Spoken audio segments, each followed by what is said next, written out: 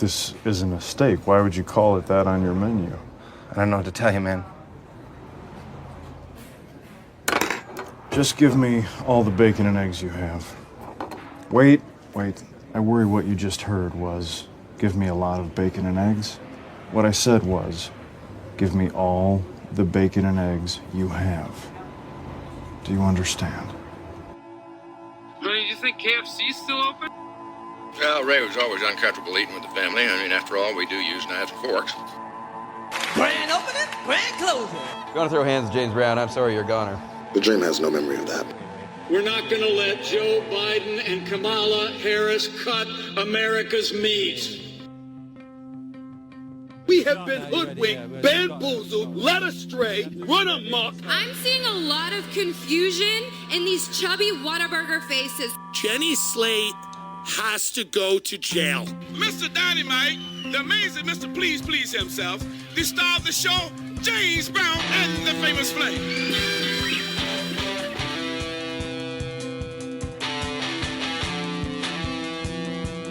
Hello and welcome to All of the Above. I'm James Brown. Thanks for listening. This is a show where we explore ideas big and small with fascinating people. And this week we're chatting with Barrett sports media columnist Ian Casselberry. We had a great conversation about baseball, broadcasting, and even Charles Barkley. And I can't wait to have him back to talk about God. You can follow my work at jamesbrowntv.substack.com or just about anywhere online at James Brown TV. This is a people-supported enterprise, so if you can, become a paid subscriber on Substack. Any new subscribers in the first 60 days of the show get 20% off for life. Part of that package comes our after show called 10 the Hard Way, 10 rapid-fire questions between me and a guest. And now, my chat with Ian Casselberry. Ian Casselberry, welcome to the program. Hey, thanks so much for having me on, James. Great talking to you. Great talking to you, too. You're a freelance writer? Yes, sir. I've done that. It's a hard life. Are you balancing multiple careers or multiple gigs? How does that work? Yeah, not as many gigs as I would like right now, but I've found over, 10, 12 years of doing this, I feel like I do better when I'm juggling more than one thing. Feels like it kind of keeps me fresh if I'm doing some different things. I've mostly been in sports media the past few years. When in the past, when I've covered other sports, here, I live in Asheville, North Carolina. I covered the Asheville Tourists for one season, covering Major League Baseball here and there. I find it kind of keeps me fresh. I enjoy juggling the gigs, but you're right. It can be a struggle, and you always feel like you're chasing that paycheck. But I guess you're always chasing that paycheck, right? Right. I feel like I'm chasing a paycheck. Absolutely. Yeah. But I have to wonder, what's the attraction to sports media? Sports media is something. That's a great question. It's always interested me, even as a young person. For some reason, we had I grew up in Metro Detroit in Ann Arbor, and we had a sports media column there. Who was coming and going. It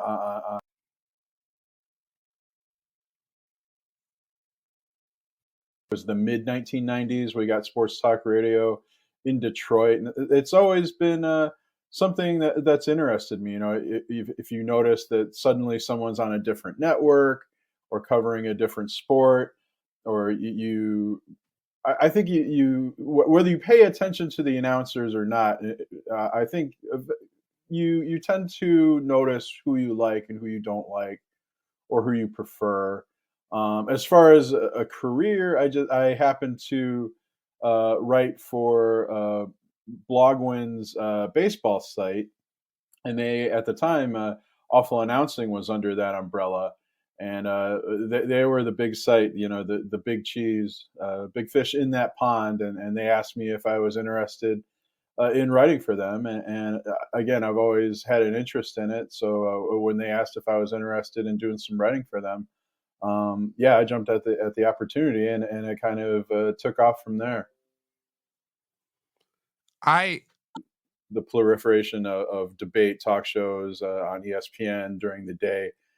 Yeah, you do have to be a geek about it, I think, because it is very niche. It's not like following a sport where you're just you have your favorite players, your favorite teams, you have spectacular games.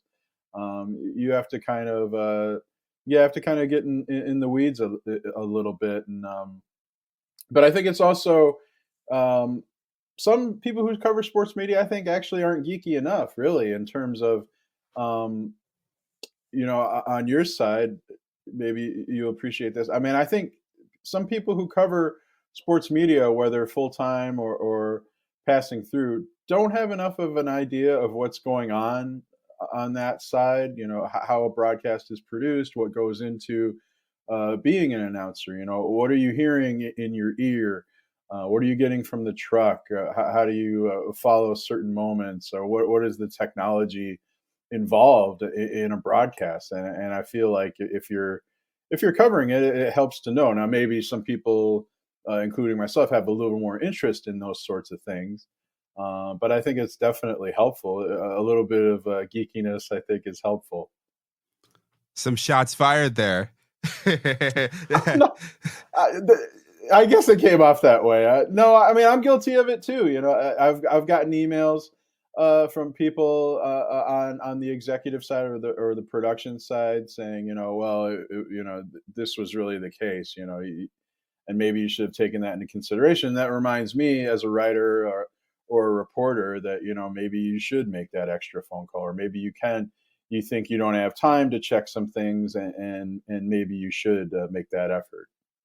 It seems that that's not done enough. If I'm catching your drift. Sometimes there's just not time. I mean, especially a site like Awful Announcing. You're cranking out stories. There's not always time to check things, and in some cases it's just you're aggregating news or you're passing along opinion. But when the opportunity is there to look a little deeper, I think we all should. Amen to that. I want to slightly veer toward baseball. You covered it. I take it you're a long time fan first before you covered it?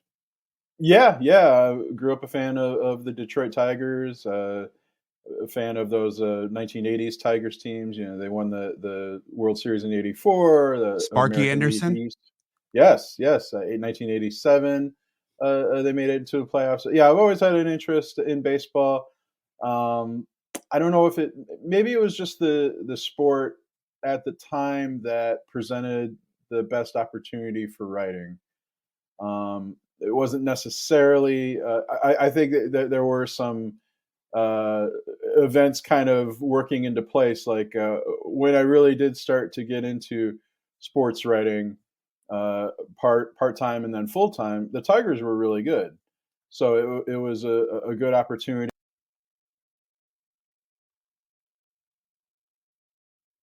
And a blogger, and then I went to SB Nation, and that turned into an opportunity at Yahoo. But all the time, I think if I hadn't been so passionate about following the Tigers, that I don't know if I would have been or followed through as much on baseball. But I always have felt that most of the best sports writing has been in baseball. So even just a fan of sports writing, of storytelling, you find that a lot more, or you have in the past at least found that more in baseball. My guess is the depth and breadth of it. Just thinking about the length of games, obviously they're working on condensing them now, but games go on for a long time. There's a bit of, I guess, baseball writers, at least they used to, and there's still some that do. They sort of look at sort of the poetry of the game more than say a basketball writer. I think certainly the length of the games, but the length of the season. Mm-hmm. And there are a lot of quieter moments in the game that I think you're kind of wondering what's going on inside a hitter and batter's head, whereas opposed to, I think maybe that happens in basketball and football and hockey too. But sometimes I think those sports are just more instinct driven. Like you're not thinking as much about it. You see an opportunity, and you go toward the basket. And I think also just covering the sport day to day. I know a lot of writers will say it's not as much the case now as it used to be, especially post COVID. But I think baseball, because of the length of the day and the length of the season, there are often more opportunities to establish a bond with players, with managers, with coaches.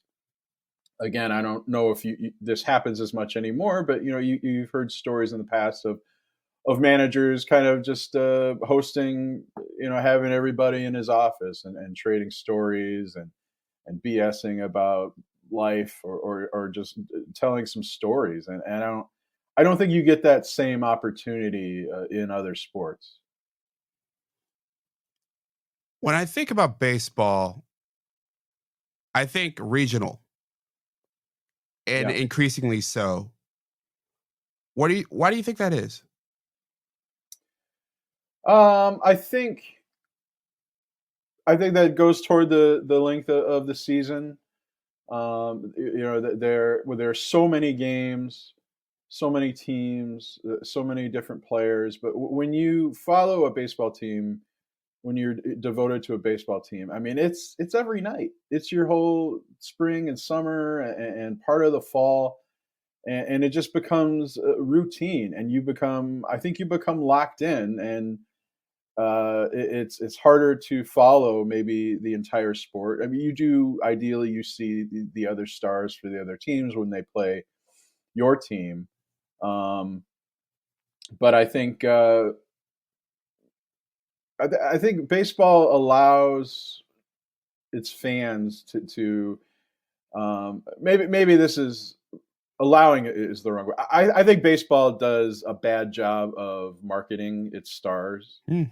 So I think that kind of puts it on the fan to find out what it is they like about the sport or about their team. And I think that is part of what makes it regional. But we all have stories or memories of, like going camping or going to, like a summer cottage or out on the lake, and you're on the radio or you're listening in the car. Baseball, I think maybe certainly not as much as it used to be, but it used to be a very much a radio sport too. And I think that does have something to do with forming that bond with your team and a regional interest.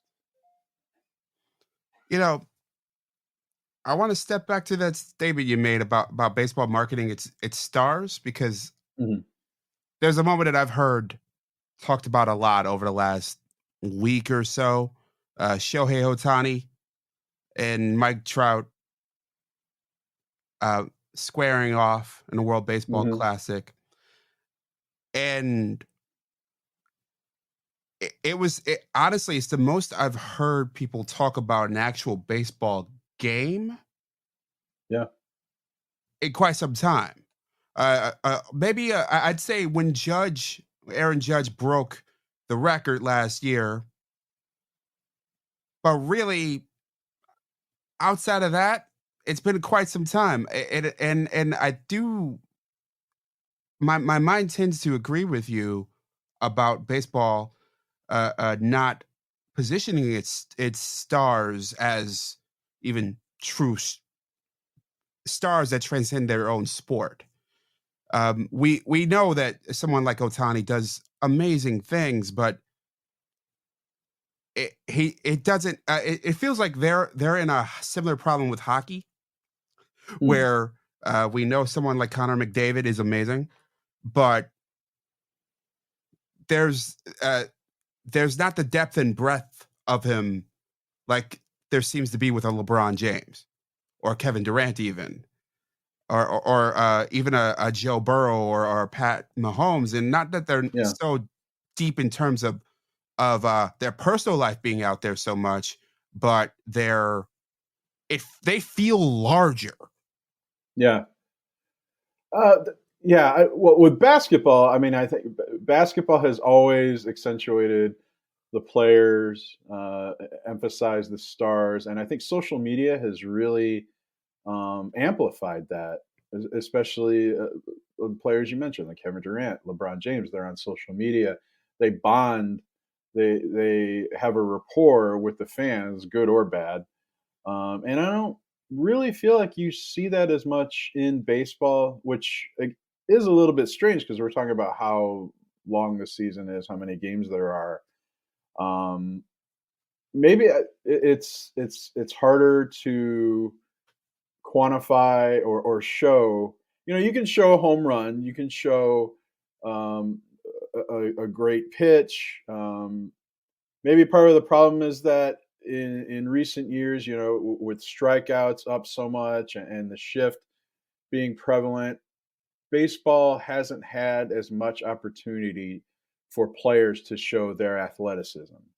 And that's something I think in basketball and football, if all else, you can show a great dunk, you can show a block, you can show a steal, you can show a great run or a jump for a touchdown. And it's maybe a little bit more limited in baseball. Certainly, again, you can show a home run, you can show an outstanding curveball, but it seems like there are fewer instances of seeing, say, a great catch in center field or somebody going deep in the hole at shortstop to make a great throw. And I think those are the plays that baseball needs to emphasize. They need to show. You mentioned Mike Trout, and he's been the best player in baseball, though on a national basis, I'm not sure enough people think that or know that.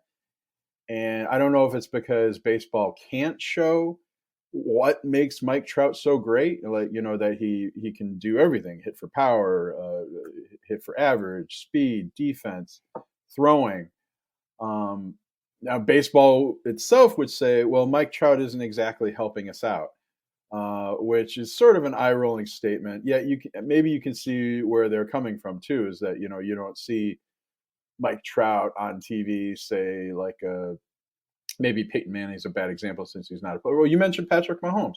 Patrick Mahomes is very much out there. He shows his personality. He whether it's really what he's like or not, you see him in those State Farm commercials, and you feel like the guy. And you don't see that as much in baseball. There are some guys who have that potential. Tim Anderson of the Chicago White Sox is somebody that comes to mind. But I just baseball, maybe it's because they've always depended on the fact that we all play baseball growing up, or at least we used to, and they have felt they don't need to explain why somebody is great. With Shohei Ohtani, you can say, well, he can hit and he can pitch. But I don't feel like baseball, whether it's baseball itself or maybe the media, has said, we all think, God, wouldn't it be great to have watched Babe Ruth play, pitching and hitting? And we have it. And I feel like the sport doesn't really push that enough. Yeah, it seems like their star-making machine might be broken. And that might tie into the regionality, the regional interest you were talking about too. I don't know if this is something we can get into. I don't necessarily think it helps baseball that some of its best players play on the West Coast. Oh, yeah. Now I know that's East Coast bias, and with MLB TV and MLB Network, you can see highlights and you can see those plays. But, if the majority of the population, the sports watching population, is in the Eastern and Central time zones, Mike Trout, Shohei Ohtani,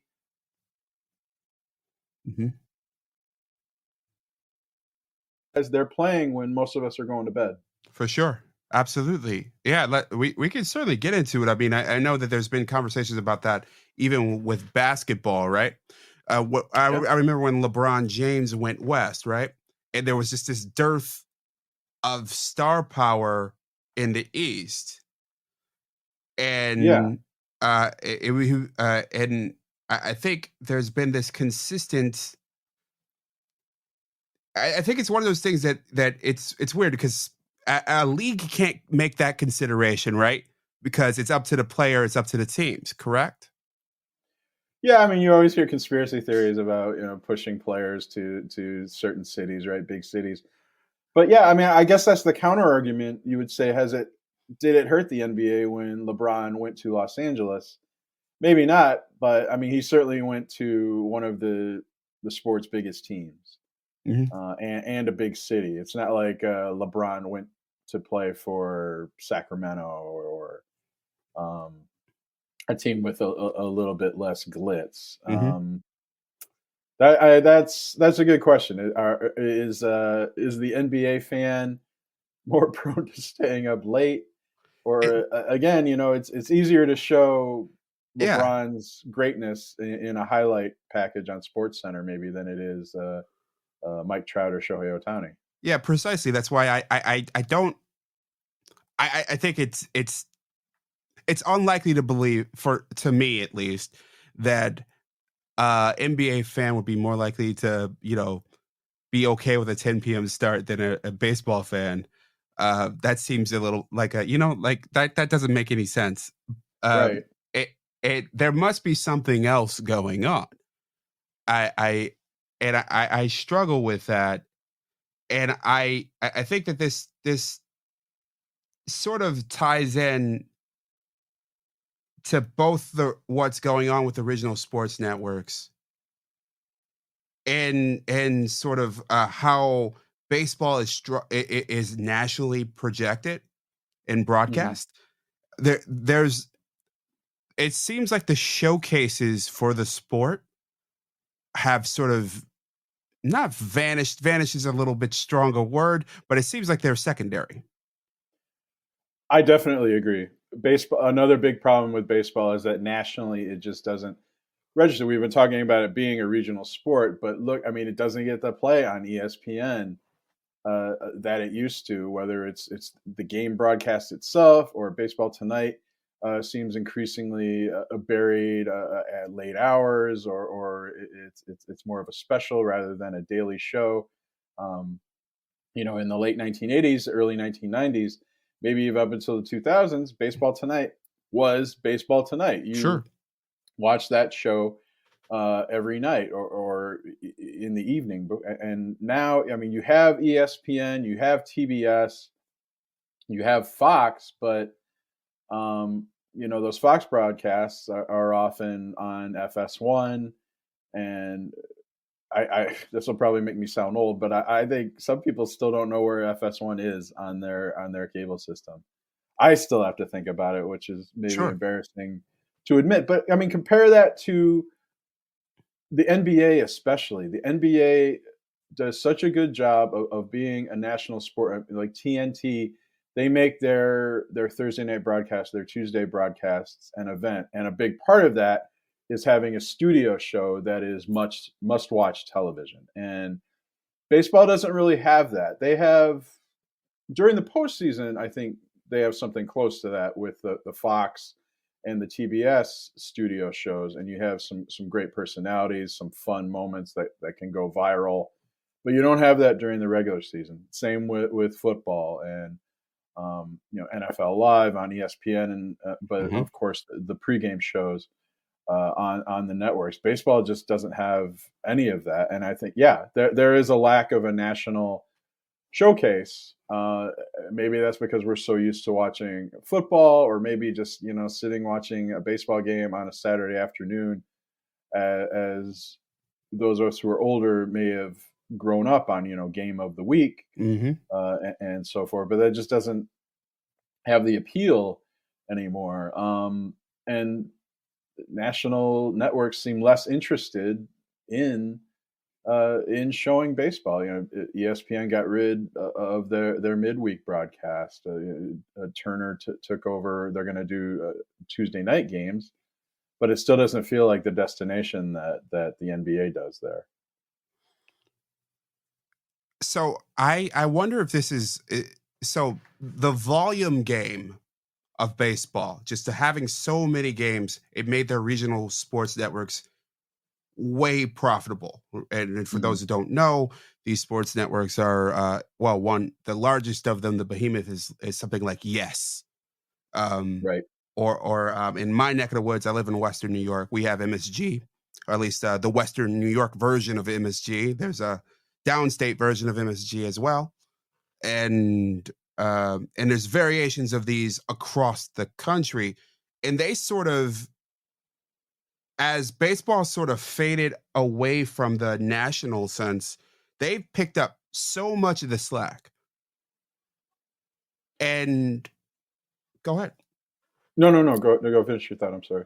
Well, they picked up so much of the slack and have been a destination for basically not just baseball, but for hockey and basketball as well. Only basketball has that national profile, hockey less so. So, and they've been destinations ratings wise, and it's been this sort of this natural sort of winner in this in this old archaic system. And as it breaks down and with no national profile, and it seems like soon less of a regional profile, where the hell is everybody going to go?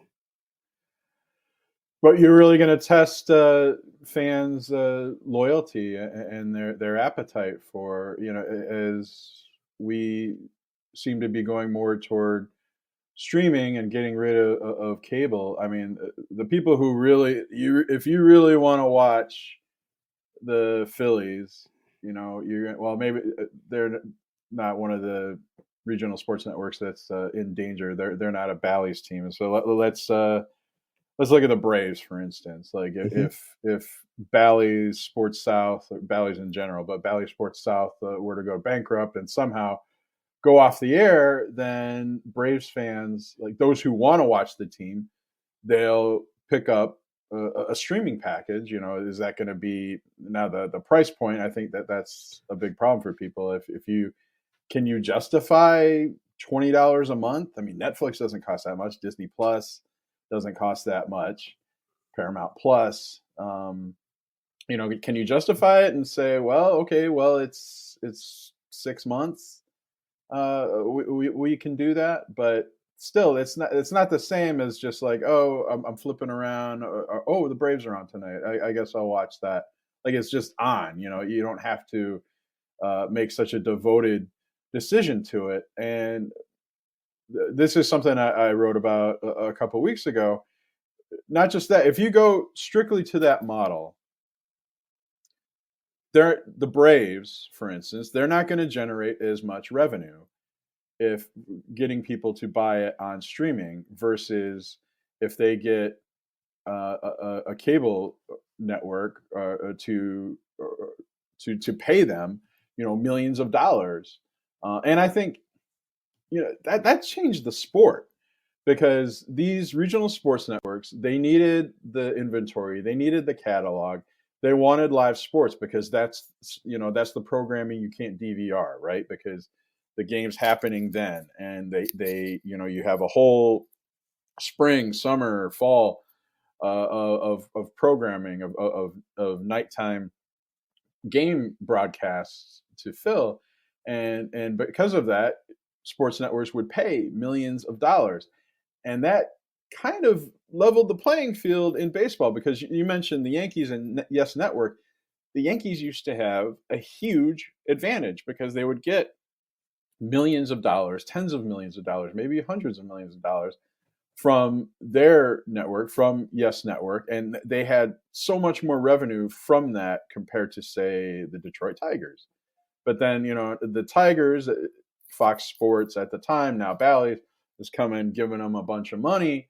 And suddenly they can compete. They can pay. They can put up the payroll and compete with the Yankees. I mean, you've seen teams. The Texas Rangers are a team that comes to mind. Is that the Rangers weren't necessarily as competitive from a revenue standpoint in the 80s and 90s, maybe, but they got a huge cable package, a huge amount of revenue from Fox Sports, then Bally's, and suddenly they're able to pay major contracts and get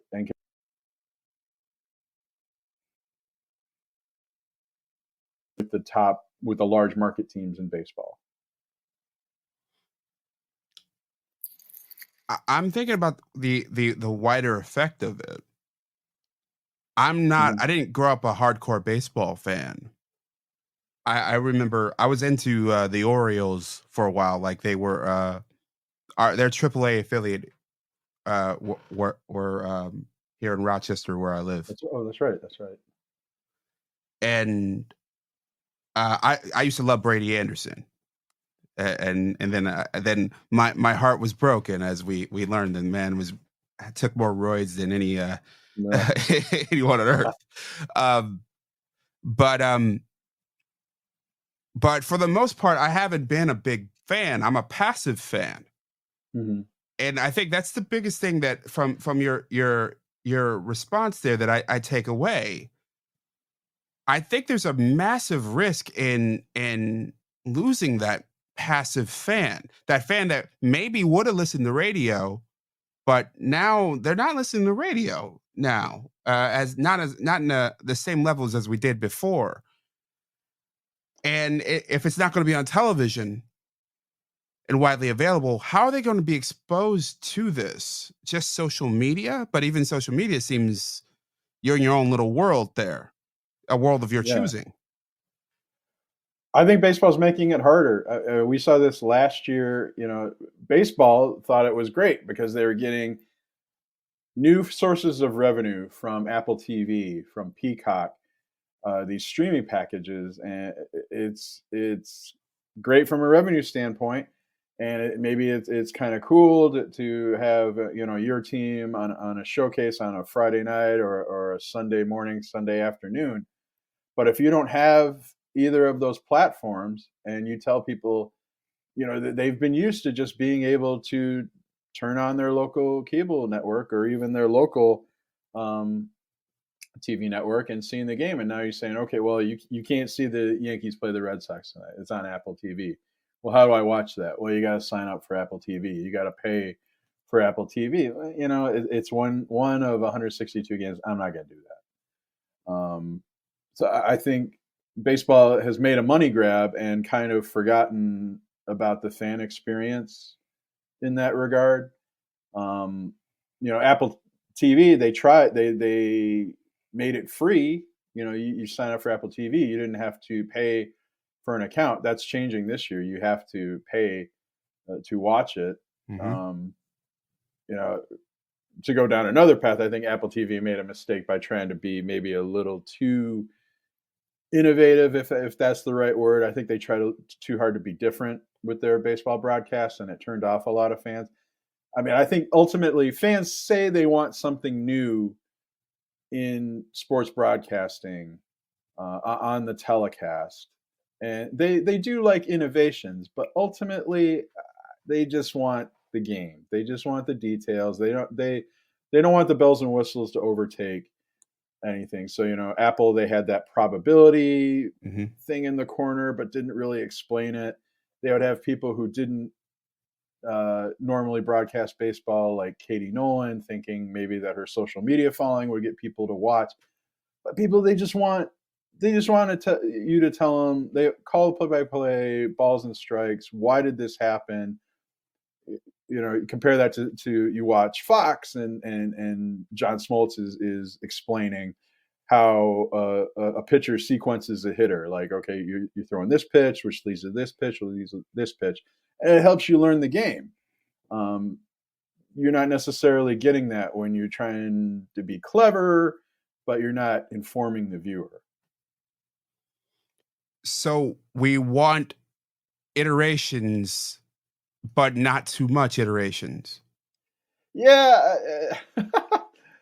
How do you see it, James, as a TV viewer? I mean, you want different angles on replays and things like that, but really you just want ultimately, right? I mean, you want Mahomes passes to Hardman. Sure. That's a first down. And then here's the replay and you see, okay, Hardman got open because he did a double move and Mahomes looked off the safety, so forth. And then boom, you're off to the next play. You're not like, does it make the broadcast better if you have a camera in Hardman's helmet and you see maybe that seems kind of cool, but I mean, it adds something, but does it inform you? And I think viewers like to be informed. I tend to agree with you on that one. Viewers do like to be informed. I think I am a bit more for innovation than most viewers, but not to the Nickelodeon broadcast level. Or I'm laughing because I really enjoyed the Nickelodeon broadcast, but I mean, it was fun, but serious. It was definitely fun, but like it was not. I didn't feel like I was watching football. I felt like I was watching a video game. Yeah. You know, this is actually, we're talking about innovations in broadcast. This is actually something that baseball did more last season, but a little bit before that. And that's miking the players up in the field. Mm-hmm. That really added something to the broadcast. Oh, yeah. And, you know, it gave viewers something that they, you know, you always wonder, what are those guys saying to each other at first base? Or, you know, what are they thinking when they're out there in the outfield and a ball hasn't been hit to them in 3 innings or something like that? So we got some insight. It allowed the players to show some personality.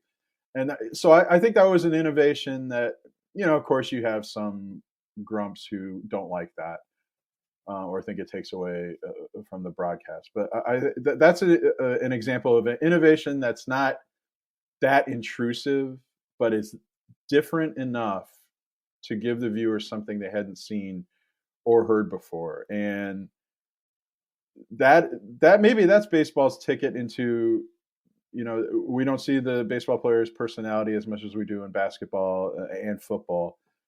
And if you get a glimpse of that, you know, like Joey Votto suddenly is the most interesting man in the world. Sure. Because we heard him mic'd at first base the past couple seasons. That's a great thing for baseball. And that's an example of an innovation that works, I think. Speaking of Joey Votto, it's an aside, but he's one of the best interviews I've ever heard. Yeah. Have you heard him on Dan Patrick's show? I have. He is, I mean, this is kind of a cliche phrase, but he is an interesting cat, right? I mean, he doesn't just have the platitudes. He seems like he really thinks about these things. You know, you've probably experienced this too. Sometimes you interview athletes and you think you come up with this great question. Sure. And you're like, oh, I can't wait to ask this and get the answer.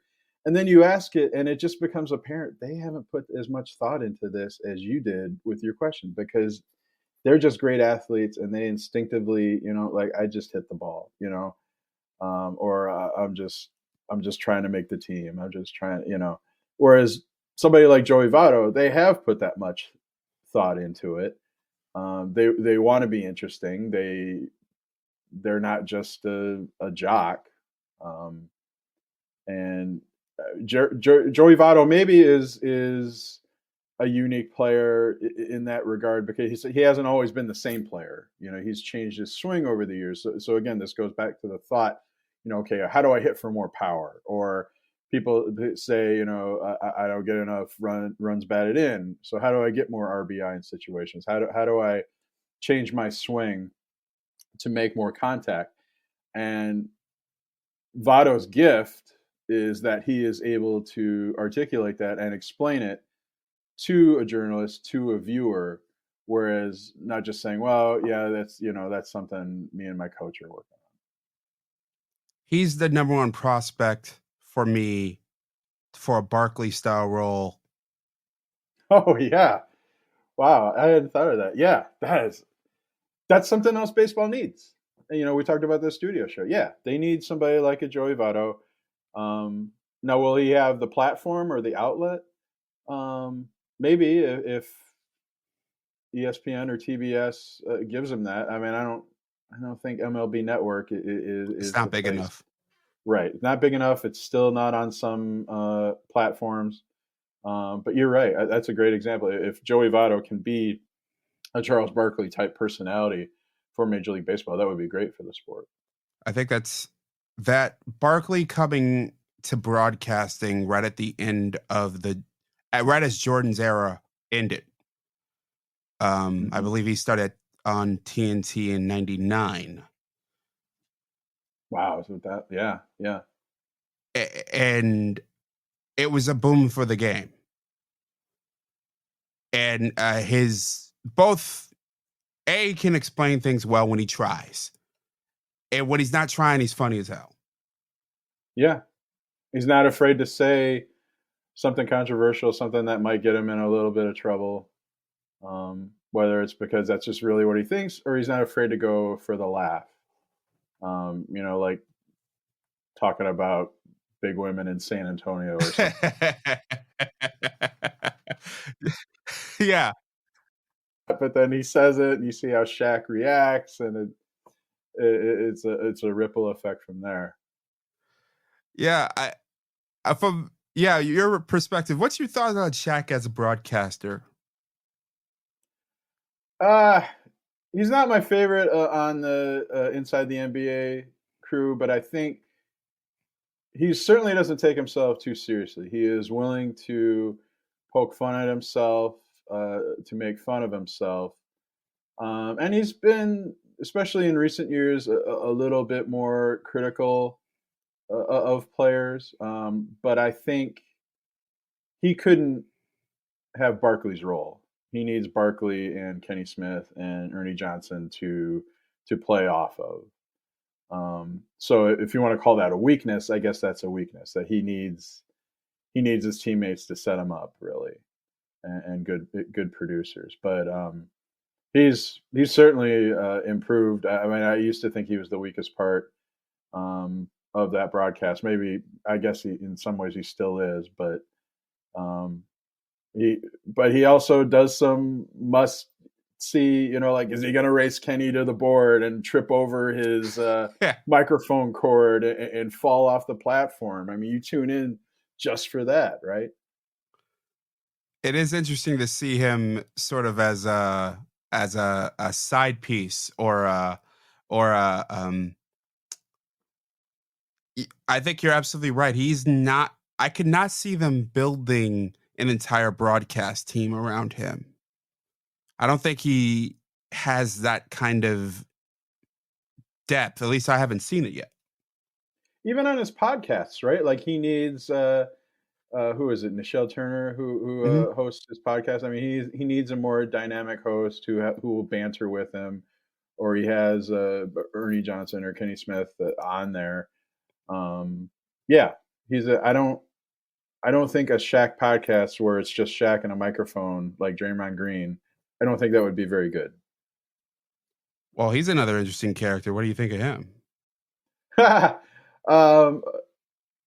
He definitely wants to be media. He wants to be the next Charles Barkley, and he's pretty good at it. I mean, it's funny in some ways how much he cares about his podcast, like especially during the playoffs. You can almost see his teammates or his coaches, like, what are you doing? But I mean, I could also see from his standpoint, like, yeah, I got some thoughts on tonight's game, but you're going to have to tune into my podcast. I'm not just going to give this to you in a quote. Yeah. That is, if you want to call it, like, he'll call it new media. That is something that's definitely changed the dynamic between media and athlete. But Draymond has a bright future. I think TNT is extremely fortunate that if and when Charles Barkley finally retires, that Draymond Green can sit in that chair, and he'll never be another Charles Barkley. We're never going to have another Charles Barkley, but somebody who's pretty close, who can sit in that chair and be entertaining 2-3 times a week. Charles has been threatening retirement for the last 20 years. I think he's going to die on that set. He likes it too much, right? Now there's these stories that he might do CNN once a week with Gayle King. That seems like a terrible idea. It does. Yeah, Charles Barkley, I mean, I don't know. Is he somebody you want to hear talk about everything? I mean, it's interesting that he has opinions about politics and things outside of basketball, but you put him on a show where he's not going to talk about basketball.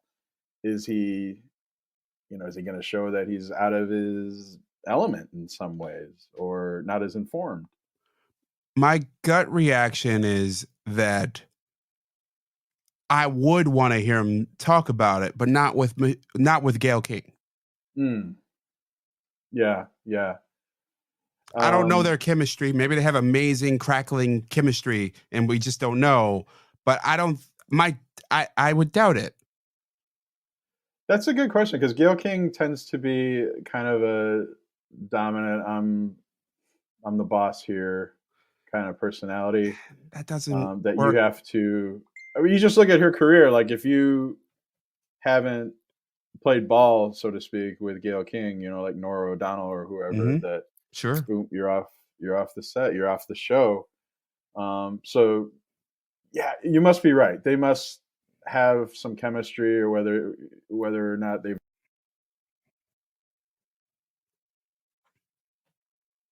in regular life that people know. Chris Licht and the producers at CNN think this is something that could work. But yeah, just like, just saying, well, she's a great personality and he's very outspoken, and so let's put them on a show together. I mean, that's not always the formula for success. And on the CNN side, it seems like a strange experiment. If I'm thinking with cable news, I understand they're under pressure. CNN's ratings have been in the tank. They're falling to a distant third at this point. Mm-hmm. But I don't think they're going to be turned around by a 1 day a week show. No. I mean, you're setting it up, so you have to have what? You not only have to have one good show that people are going to tune into, but now you're saying, okay, we have to come up with 4, right? Because we need, we have something on Tuesday, we have Gayle and Chuck on Wednesday. Now we need something on Thursday. That's really tough to do, yeah. And it's not the cable news way typically. Isn't that why they got rid of Larry King? Because, I mean, yeah, he did good interviews, but then what about, okay, we're bombing, we just invaded Iraq, and Larry King shouldn't be anchoring that coverage. I mean, that's going to happen on CNN, right? Yeah, but I think you roll with it. Like, I think from what I remember, they usually included him in the coverage.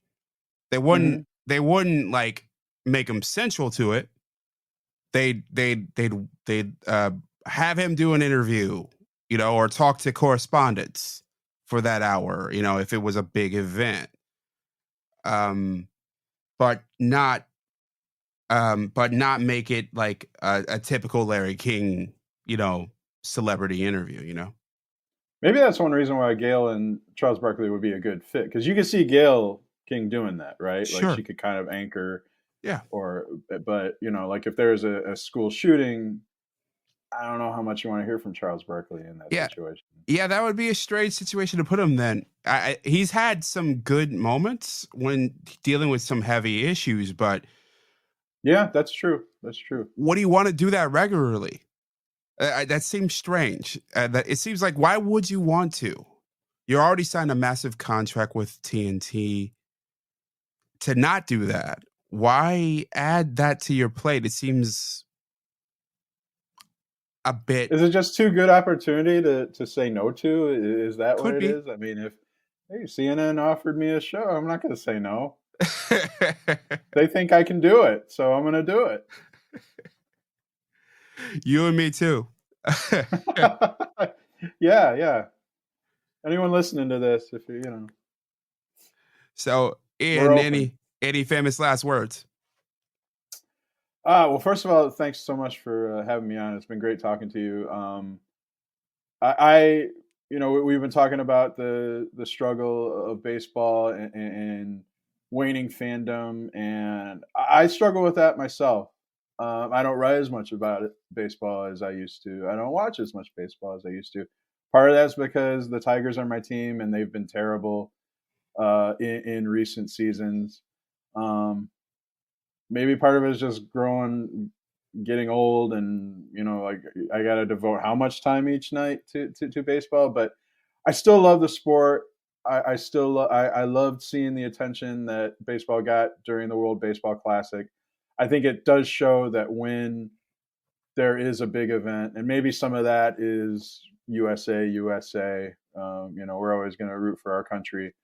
But when there are big moments and spectacular players to be watched in baseball, it's still a riveting sport. Well, Ian Casselberry, thank you for joining me. James, thanks so much. Thanks for listening to all of the above. Let me know what you think at James Brown TV on Twitter and Instagram and Facebook, or at jamesbrowntv@gmail.com. You can follow my work at jamesbrowntv.substack.com.